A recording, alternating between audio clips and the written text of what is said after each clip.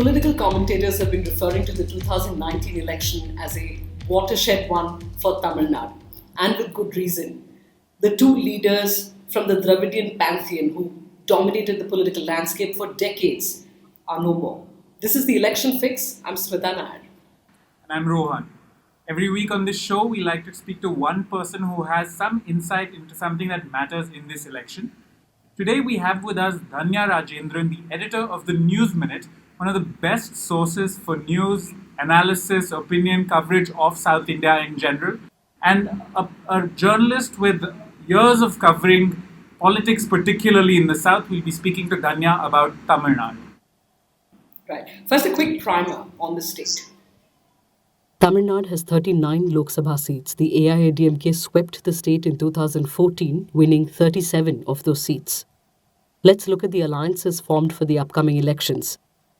The AIADMK BJP-led alliance includes the PMK and Vijaykant's DMDK. The DMK Congress-led alliance includes MDMK, VCK and left parties. Shashikala's nephew TTV Dinakaran's AMMK is being seen as the X-factor this election and could affect a split in the AIADMK's vote. Tamil Nadu votes on the 18th of this month. Dhanya, the by-elections to the 22 assembly seats are without a doubt of more political significance because that will decide if the AIADMK government stays or goes. But for the moment, let's focus on the 39 parliamentary seats. Give us the big picture, alliance versus alliance, before we sort of distill it. Well, the DMK, Smitha, before the elections were announced, were pretty confident that they will sweep the elections.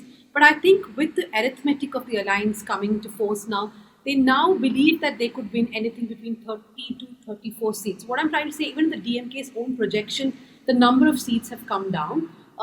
Definitely in the western and northern districts, the alliance numbers could work for the AIADMK, which is where the PMK is there, or where the Kongu belt. These are the belts where the AIADMK alliance could work. But two factors are really important here. One, this is an election where J. Jayalalitha is no longer a part of the AIADMK. We have seen a splinter group called the AMMK, which is formed by TTV Dinakaran, and then of course there is the main AIADMK. Do the people of Tamil Nadu, especially the AIADMK supporters, perceive Edappadi Palaniswamy and O. Paneerselvam as the people who have taken the party forward, or are they going to vote for TTV Dinakaran's AMMK? So we don't have much clarity over how AIADMK cadres themselves are going to vote this time.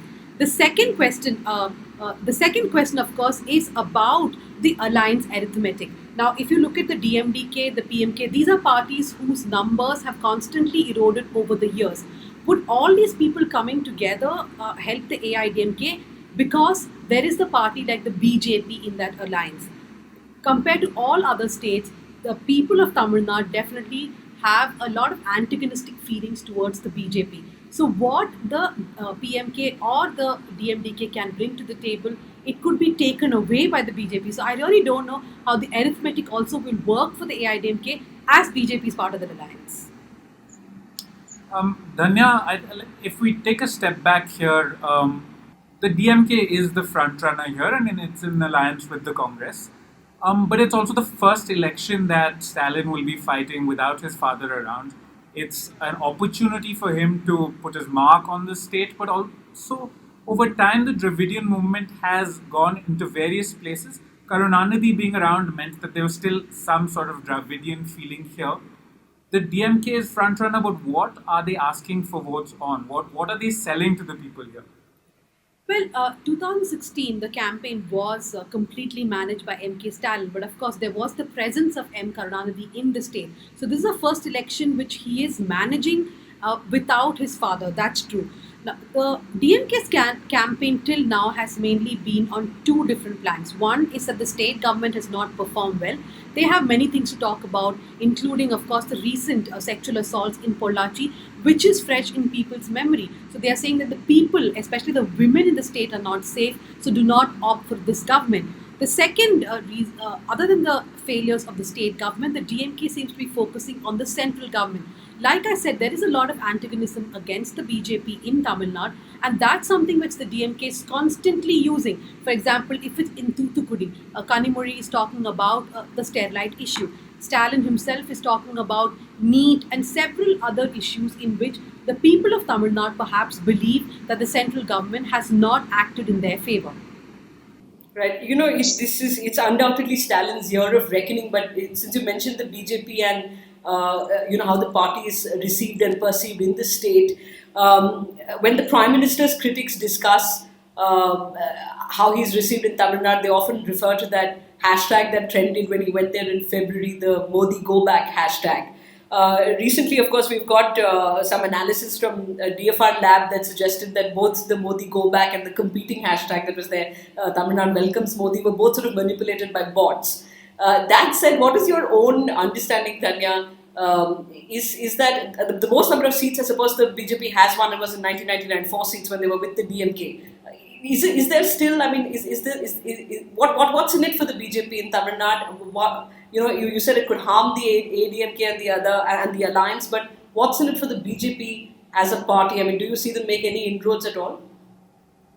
Well, I think their vote share may increase in one or two constituencies. Kanyakumari is one place where the BJP seems confident they will do better than last time. I've not been to the ground in Kanyakumari, so I do not know. See, as far as the BJP is concerned, I think they are in for the long game.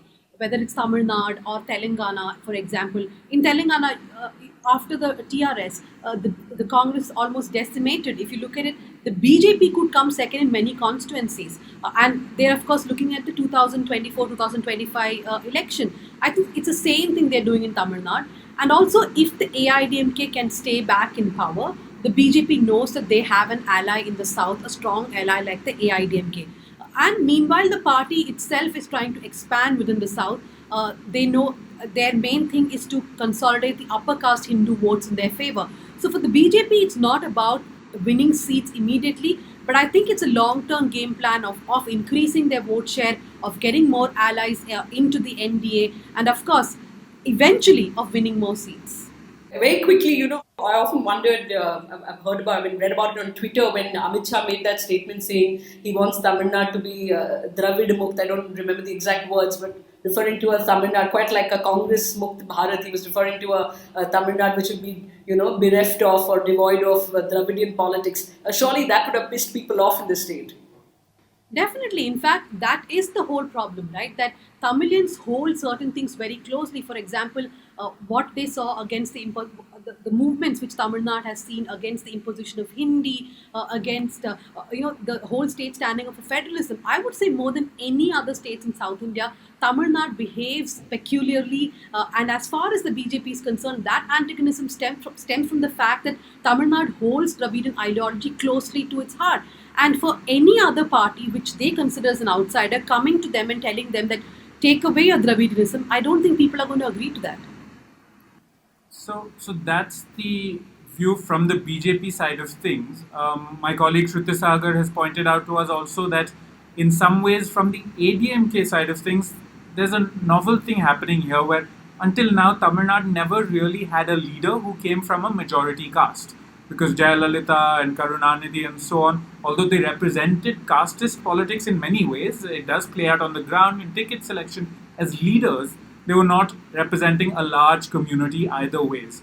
And yet here for the first time with EPS, with what's happening in the western districts, we are seeing potentially the presence of a much sharper caste connection. Are you seeing this play out in the ADMK politics? Definitely. I think the AIADMK is positioning itself as a Gounder party in many places, and that caste consolidation too is going to happen. Like I said, the BJP is looking for the consolidation of upper caste votes, at least in constituencies like in Chennai, for example, they're looking at it. The AIADMK, on the other hand, is targeting certain communities. They believe that with the PMK coming in, the 1 year vote will come to their side. So there is definitely a lot of community polarization, a lot of community vote bank that these people are targeting. And that's something which we had not seen actively when Jayalalitha and Karunanidhi were alive and they were helming these campaigns. It was there. I'm saying that's how the campaigns work, but at least on the face of it, they never pretended like their politics was based on community politics. So after this election, I think that polarization is going to increase because these parties are going to identify themselves with certain castes or communities even more. Okay. Just to add to that there, Dhanya, specifically from your reporters, from the people you've spoken to in the ADMK, how do they justify this tie-up with the BJP? As you said, it could hurt them. What exactly are they saying to the people when this question is put to them? So, off record, what the AIDMK used to say before is that they don't have another option because there was always the fear of income tax raids or new cases against people. So, at first, it was fear, and I think slowly they have now adjusted to the fact that they don't have an option. They have to go with the BJP, and they're trying to make the best of it. If you ask EPS or OPS, both of them are saying that we believe in the BJP's politics now. The central government has done stupendously well for India's economics. So they are now sticking to a script that they believe the BJP is best for the nation and for Tamil Nadu. But off record, many of them will tell you that there were leaders in the AIDMK who were staunchly against an alliance with the BJP, but they really had no other option left. Right. There's been many analysis pieces, Dhanya, written about this vacuum that now exists in Tamil Nadu politics post the deaths of Jayalalitha and Karunanidhi, with many wondering whether Dravidian parties will cede some space to national parties, which is perhaps what the BJP is looking, a long-term plan, as you pointed out. What about the Congress party? It's not like the party was, without history in Tamil Nadu. Tall leaders like Kamraj came from the state. And many were surprised, of course, the fact that DMK gave 10 seats for the Congress despite the party's dismal 5% vote share in the last election. Do you see the Congress regaining ground in the state? How does this play out, and why 10 seats for the party? No, it does not seem like the Congress is gaining any ground in Tamil Nadu, except for the few candidates who may perform well in the election simply because the arithmetic is in their favor. See, the Congress does not have a great leadership to boast about. They have no great strategies in Tamil Nadu. So I don't think they are going to do any better than what they did last time. If Congress candidates win this election, that's because they are part of the alliance. So as far as Tamil Nadu is concerned, both the BJP and the Congress are going to find it difficult to find a foothold in that state because the Dravidian parties, the AIDMK and the DMK, are still going strong. Then there is a new player, which is the AMMK. They are contesting in all 22 of these by-polls. Let's see how much the AMMK actually is able to win. And there are smaller players like Kamal Hassan, and we don't know if Rajnikant is going to form a party. Shashikala is going to come out of jail in the next 3 years. So lots of things. So for the BJP and the Congress to actually go ahead of these Dravidian parties, that's something they cannot achieve, at least in the coming few years. You mentioned the AMMK, so let's dig into that a little bit. TTV Dinakaran is a player and has been surprisingly a good rhetorician. People have been listening to his speeches. He seems to have some popularity. What is his appeal for the people other than formally being associated with the ADMK? What is he selling to the people of Tamil Nadu? Well, 2 or 3 things. One, he is a strategist. He's someone who's managed the AIDMK's campaign and Jayalalitha's campaign for many years. So he's someone who knows the political landscape of Tamil Nadu very well, and he's managed the campaigns well. He's drawing in the crowds, there is no doubt about that. But can he translate the victory that he saw in RK Nagar in the 22 by-polls and in the Lok Sabha constituencies? He has, of course, certain strong candidates, especially the MLAs who had gone with him leaving the AIDMK. Some of them do stand a chance of getting re-elected. But what is the AMMK's core voter base? Is it going to be people from the AIDMK who do not recognize EPS and OPS as their leader, so they move to him? Or is it a neutral vote bank which believes that, okay, TTV Dinakaran is a fresh face, let's give him a chance? So I think with the crowds that he's drawing, we cannot come to a conclusion that he will win many seats, but definitely he is going to get a considerable vote share is what it looks like now. On this, and what I heard was that the AMMK is pitching hard against the BJP with minorities and with Dalits. They are trying to make the point that the DMK is as well for those folks that, I mean, Amma used to be able to pull in the Muslim vote, for example, And the in women. Tamil Nadu, and the women. And in some ways, Dinakaran is trying to appropriate this part of her legacy in ways that maybe EPS and OPS, particularly in pushing the Gounder thing, will not be able to. Right. Talking about new players on the political firmament, many thought that of course, Rajnikant flattered only to deceive. Many thought he'll be, the next sort of big the superstar who will sort of make a superstar political debut as well. But that, of course, petered out. Many thought perhaps he would align himself with the BJP in this election, even if he wanted to field candidates. None of that panned out. Kamal Hassan, of course, has been on the campaign trail over the last couple of weeks. How's that playing out? Well, I think people who have been following Rajnikant for many years, they all knew that he's not going to be contesting in 2019. And I strongly believe that even for the next election, he's not going to actually announce his party or compete in elections. But of course, what has been happening in the last 2 or 3 days is that Rajnikant has given one or two statements supporting the BJP. He said, "I stand for interlinking of rivers" and things like that. So we are being told that there is pressure on Rajnikant to at least give few statements endorsing the BJP and the AIADMK alliance.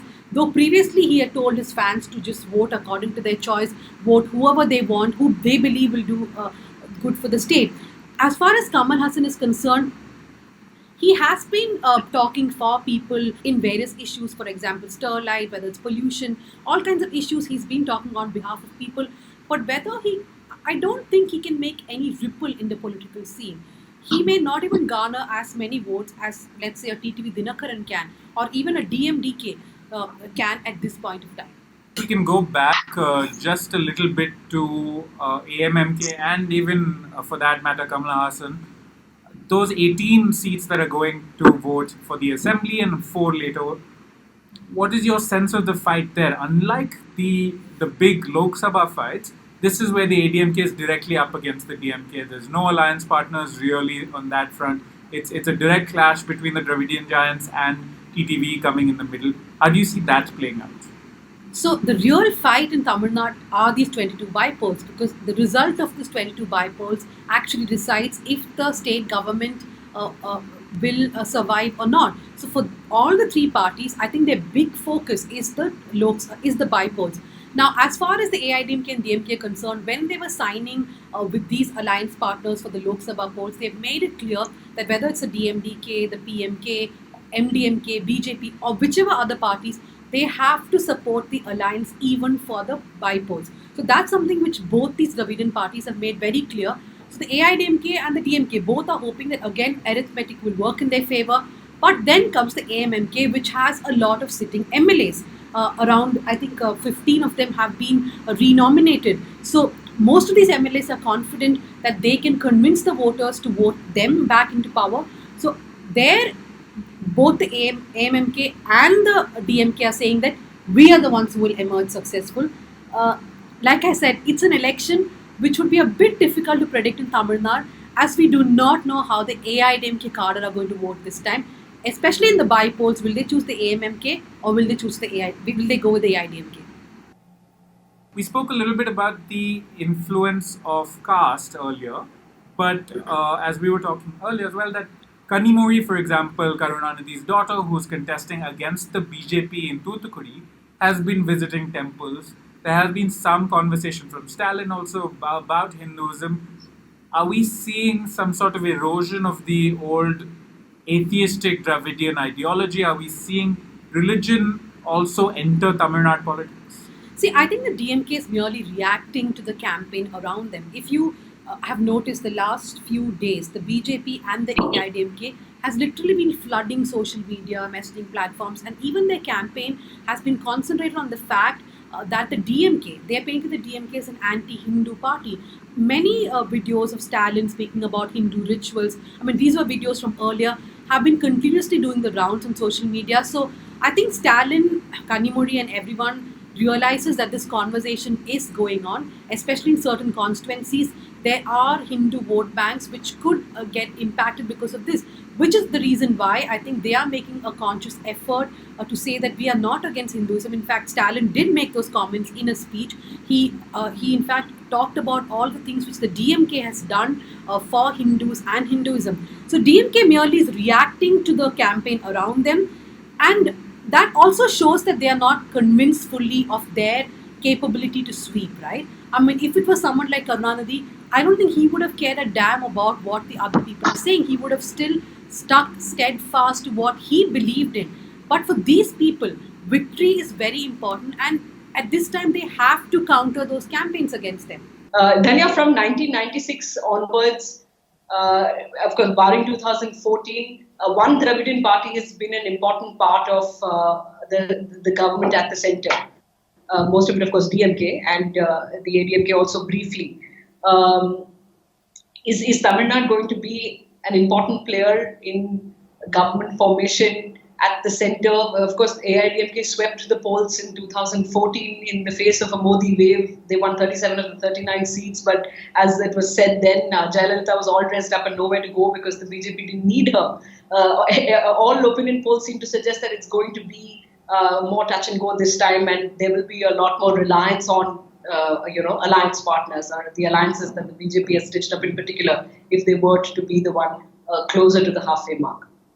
Well, 2014, Jayalalitha, I think, did strongly believe that she had the chance to even perhaps become the Prime Minister of the country. I mean, so did so many other regional party leaders, but that never happened. But I think 2014 will be different. See, one thing is sure, the AIADMK for now is settled down with the NDA, but if the situation arises, they are not a party which is averse to going with the UPA. Now, the same is not the case with the DMK. The DMK is with the UPA now. The DMK will not want to go with the NDA at any cost, simply because if Tamil Nadu goes into elections again, 2020, 21 or 22, they believe that going with the NDA will damage the DMK in the state. So there's no way the DMK is going to go with the NDA. What is the other option? The other option is a consortium of regional parties, which is what KCR or Mamata Banerjee or Deva Gowda have been speaking about. In fact, when I met many TRS leaders, they said, and I kept asking them, but Stalin has been projecting Rahul Gandhi as the prime ministerial candidate. So they asked me back, Stalin is saying that now, but if the Congress cannot get 100 seats, does not win 100 seats, then what happens? So many of the other regional parties believe that Stalin will also come into this consortium where the regional parties will form a coalition which is supported from outside by the Congress or the BJP. Now, these are, of course, the dreams that they are stitching up now. We do not know what will happen. But one thing is for sure, the DMK, as of now, will not go with the NDA no matter what. Just to add on to that, we spoke a lot about the leadership question on the ADMK side, how TTV can affect it. As a hypothetical, let's say Stalin has this election in some ways on a platter, in the sense that Tamil Nadu tends to go back and forth, Amma's not around anymore. This should be the DMK's election to win. If he does not pull off as domineering of a sweep as could be possible, what does that mean for the leadership question within the DMK? Is it presumed just by being around for as long as he has been that he will continue to hold the reins of the party? Is his brother going to come into the fray again? What does it mean for Stalin if he's not able to pull off a sweep? Well, see, in 2016 itself, people did expect the DMK to do much better. There was definitely the anti-incumbency factor against Jayalalitha, but she won the election for the second time, which had not happened for a few decades in Tamil Nadu. So Stalin has been blamed a lot for not actually winning in 2016. So 2019 is a huge challenge for Stalin, and if he does not sweep these elections and does not win at least 20 of the 22 by-polls, despite all the conditions which are favorable, that is a blot on his leadership. But that said, Stalin has ensured that Alagiri is no longer an entity within the party. There are no other leaders who are immediately going to question Stalin because most of them belong to his coterie, or almost all of them belong to his coterie. It is only Kanimozhi and Alagiri who are perceived as people who would question Stalin. Kanimozhi is no longer in a position to do that, and Alagiri is not in the party. So the murmurs of dissatisfaction will definitely be there. It will begin, but I don't think Stalin is in any real threat of someone opposing him from within the party. If we can step away from politics a little bit, the state has had to deal with a number of things over the last few years. Has to deal with natural disasters, a question about the manufacturing base. There have been concerns about whether the health indicators have been as good as before, whether education needs to be improved, and federal state issues there. If you look a little away from this big Dravidian question and TTV and so on, what does Tamil Nadu need to be talking about? I mean, there's water, there's unemployment. do you see this election being purely political from that sense, or is there the idea that voters may also be responding to some of the things on ground? No, I don't think this election is only about Dravidian ideologies. I think this election is also a lot about issues. For example, rampant industrialization is something that Tamil Nadu is talking about. NEET is one topic which Tamil Nadu has been discussing, whether some of the laws or some of the policies by the central government are detrimental to states. Then, of course, there is this overwhelming sense that when something like a cyclone Gaja happened, the central government did not give enough help. So there are a lot of things which Tamil Nadu is discussing: education, health indicators, safety of women. These are all things that are in the voters' minds, which is also the reason why they may decide to vote out the AIADMK, because AIADMK as a state government has not done too well in the last 1 or 2 years in many factors, and of course they are aligning with the BJP, which is governing at the center. Alright, so there's plenty for us to look at, and unlike other places, the question here is not whether Modi will come back or not. The focus is actually on the state assembly by polls. Thank you, Dhanya, for joining us. Do go check out all the reportage on the News Minute, which has all of South India covered. And continue reading the Election Fix, where we'll get you in touch with everything else that matters in this election. Thanks.